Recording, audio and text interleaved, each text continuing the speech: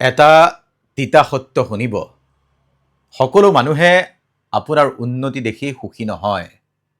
কাৰণ আপোনাৰ এই যে সফলতা, এই সফলতাই তেওঁলোকৰ ব্যৰ্থতাৰ কথা মনত পেলাই দিয়ে।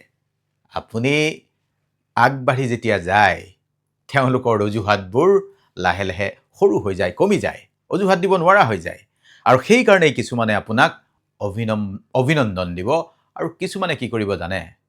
আপোনাৰ খুদ বিচাৰি ফুৰিব, ভুল বিচাৰিব। দুয়োটাই স্বাভাৱিক।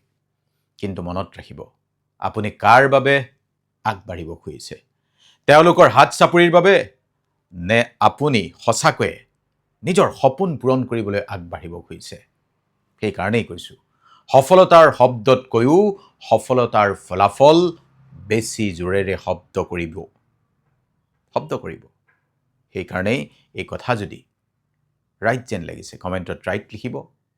ভালে থাকিব, ফ'ল' কৰি ল'ব।